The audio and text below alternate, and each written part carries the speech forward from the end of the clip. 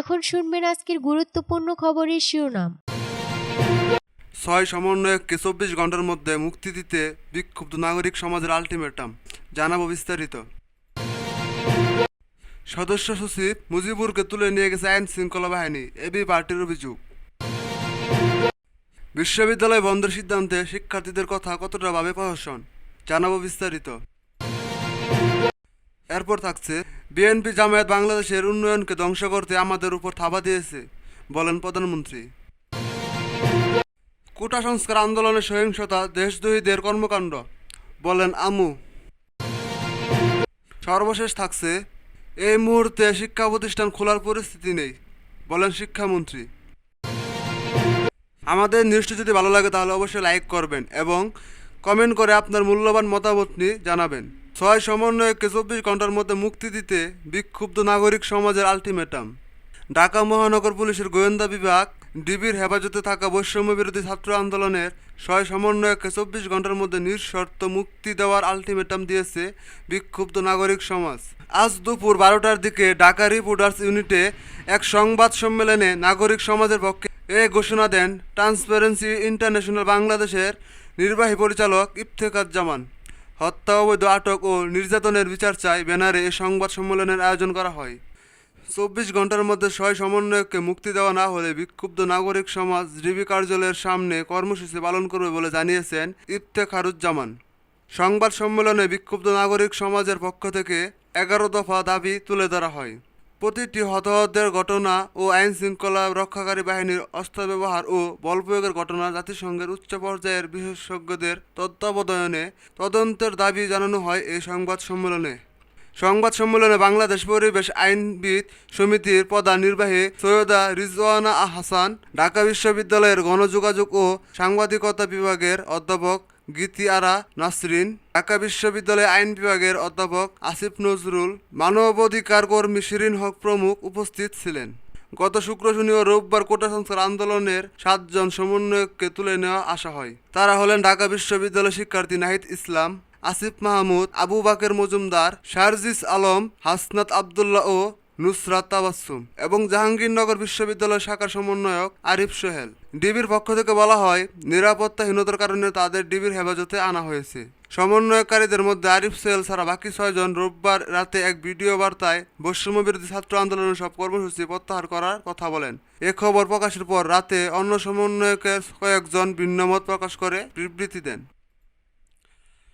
সদস্য সচিব মুজিবুরকে তুলে নিয়ে গেছে আইন শৃঙ্খলা বাহিনী, এবি পার্টির অভিযোগ। আমার বাংলাদেশ পার্টির সদস্য সচিব মুজিবুর রহমান মঞ্জুকে আইন শৃঙ্খলা রক্ষাকারী বাহিনী গতকাল দিবাগত রাতে তুলে নিয়ে গেছেন বলে জানিয়েছেন দলটি।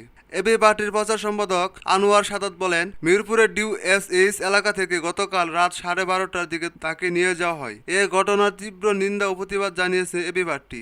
এক বিবৃতিতে এবি পার্টি নেতারা বলেন, মুজিবুর রহমান মঞ্জু কয়েকদিন ধরে অসুস্থ।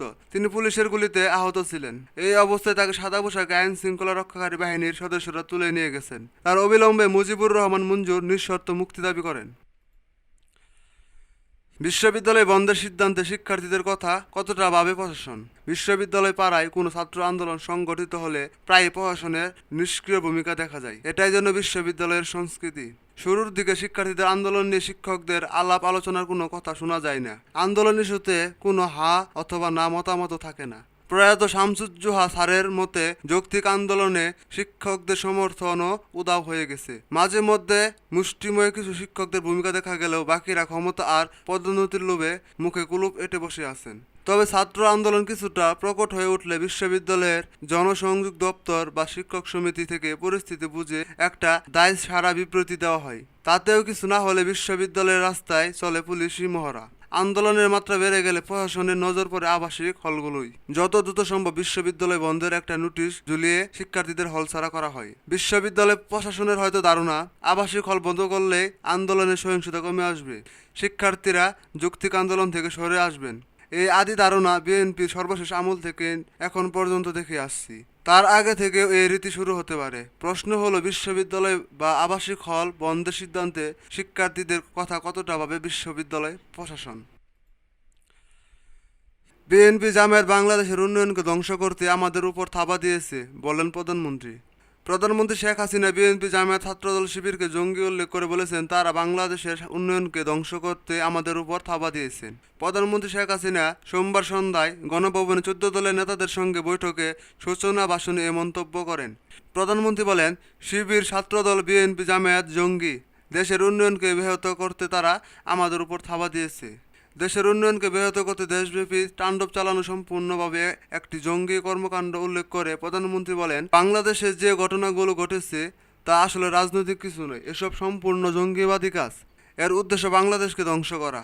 কোটা সংস্কার আন্দোলনকে কাজে লাগিয়ে দেশব্যাপী ধ্বংসযজ্ঞ চালানোই বিএনপি জামায়াত চক্রের কঠোর সমালোচনা করেন প্রধানমন্ত্রী শেখ হাসিনা। আর্থসামাজিক ও অবকাঠামোগত উন্নয়নে বাংলাদেশ বিশ্ব দরবারে একটি মর্যাদাপূর্ণ অবস্থানে পৌঁছেছে জানিয়ে তিনি বলেন, বাংলাদেশের নাম শুনলে সবাই সমীহ করে, সবাই সম্মানের চোখে দেখে। আর্থসামাজিক ও অবকাঠামোগত উন্নয়নের মধ্যে দিয়ে বাংলাদেশকে এক আন্তর্জাতিক পর্যায়ে আমরা তুলে আনতে সক্ষম হয়েছি। সন্ধ্যায় গণভবনে 14 দলের নেতাদের সঙ্গে বৈঠকের আগে বিকেলে ছাত্রলীগের নারী নেত্রীদের সঙ্গে মতবিনিময় করেন আওয়ামী লীগের সভাপতি শেখ হাসিনা। মতবিনিময়কালে তিনি বলেন, দিনরাত পরিশ্রম করে বাংলাদেশে যে সম্মান অর্জন করেছে তা তারা ধূলিসাৎ করেছে। এটি অত্যন্ত পরিতাপের বিষয়। তারা একের পর এক সরকারি স্থাপনা ধ্বংস করেছে, যা জনগণের কল্যাণে ব্যবহৃত হচ্ছিল। আমার প্রশ্ন হলো, ধ্বংসের মাধ্যমে তারা কার উদ্দেশ্য পূরণ করছে? তথাকথিত আন্দোলন চালিয়ে যেতে তারা কোথা থেকে বিপুল পরিমাণে অর্থ পেয়েছে তা নিয়ে প্রশ্ন তুলেন প্রধানমন্ত্রী। তিনি বলেন, তারা টাকা কোথা থেকে পেল? তাদের প্রতিদিনের আন্দোলন চালাতে কে তাদের টাকা দিল? কোটা সংস্কার আন্দোলনে সহিংসতা দেশদ্রোহীদের কর্মকাণ্ড বলেন আমু। কোটা আন্দোলন ঘিরে সহিংসতা দেশদ্রোহীদের কর্মকাণ্ড বলে মন্তব্য করেছেন আওয়ামী লীগের উপদেষ্টা পরিষদের সদস্য ও 14 দলীয় জোটের সমন্বয়ক আমির হোসেন আমু। তিনি বলেছেন, প্রতিটি ক্ষেত্রে ধ্বংস সব জনগণের বিরুদ্ধে, দেশের বিরুদ্ধে হয়ে থাকে। দেশদ্রোহীদের কর্মকাণ্ডের কুফল ভোগ করবে জনগণ। জনগণ প্রতিটি ক্ষেত্রে বিভিন্ন রকম দুর্দশাগ্রস্ত হবে, অসুবিধায় পড়বে। এটাই সন্ত্রাসীরা তৈরি করছে। তার স্বাধীনতার শত্রু এদেশের শত্রু। কোটা সংস্কার আন্দোলনের সময় আগুনে পোড়া মহাখালীর দুর্যোগ ভবন সহ বিভিন্ন সরকারি স্থাপনা সোমবার 14 দলের নেতাদের পরিদর্শন শেষে এ কথাগুলো বলেন আমির হোসেন আমু। প্রতিনিধি দল বনানী সেতু ভবনও পরিদর্শন করেন। আমির হোসেন আমু বলেন, 53টি গাড়ি, ল্যাপটপ, ডিজিটাল সেন্টার সহ সবকিছু ধ্বংস করে দেওয়ার মধ্যে দিয়ে সারা দেশে দুর্যোগ ব্যবস্থাপনাকে বাধাগ্রস্ত করা হয়েছে। অসহায় মানুষের পাশে দাঁড়ানোর সুযোগ বাধাগ্রস্ত হলো, অসহায় মানুষ বঞ্চিত হলো। বিভিন্ন ত্রাণ সামগ্রী নিয়ে প্রধানমন্ত্রীর নির্দেশনায় মানুষ যে যাবে, সাহায্য সহযোগিতা করবে, সেই অবস্থান আজ রাখেনি। আমু বলেন, একটা দখলদার বাহিনী দেশে যেসব ধ্বংসযজ্ঞ করে তারই কিছু নমুনা তারা এখানে রেখে গেছে। আজ আর বলতে অসুবিধা নেই, তারা দেশের স্বাধীনতা ও সার্বভৌমত্বকে এখনো পর্যন্ত মেনে নিতে পারেনি, বিশ্বাস করে না। এই মুহূর্তে শিক্ষা প্রতিষ্ঠান খোলার পরিস্থিতি নেই বলেন শিক্ষামন্ত্রী। এই মুহূর্তে শিক্ষা প্রতিষ্ঠান খোলার মতো পরিস্থিতি নেই বলে জানিয়েছেন শিক্ষামন্ত্রী মহিবুল হাসান চৌধুরী নওফেল। গতকাল সোমবার শিক্ষা মন্ত্রণালয়ের সম্মেলন কক্ষে সর্বজনীন পেনশনের প্রত্যয় স্কিম ইস্যুতে শিক্ষকদের সঙ্গে বৈঠকে শিক্ষামন্ত্রী কথা বলেন। গতকালও কিছু শিক্ষার্থী বিক্ষোভ জানাতে রাস্তায় নেমেছেন। এমন পরিস্থিতিতে শিক্ষা প্রতিষ্ঠান খোলার বিষয়ে জানতে চাইলে শিক্ষামন্ত্রী বলেন, এ বিষয়ে যারা দায়িত্বপ্রাপ্ত আছেন তাদের সঙ্গে আলোচনা করতে হবে। এই মুহূর্তে সেই পরিস্থিতি তো নেই। আর আপনারা যেমনটি বলছেন কয়েকজন নেমেছে বা কি হয়েছে সেই ব্যাপারে এই মুহূর্তে আমাদের কাছে তথ্য নেই। তথ্য পেলে আমরা জানাতে পারবো। প্রাথমিক বিদ্যালয় খোলার বিষয়ে মন্ত্রিসভায় কোনো আলোচনা হয়েছে কিনা জানতে চাইলে সাংবাদিকদের শিক্ষামন্ত্রী বলেন, এটা নিয়ে আমি এখন কোনো মন্তব্য করব না। মন্ত্রিসভায় কি আলোচনা হয়েছে সেটি নিয়ে বাইরে আলোচনা করা যায় না।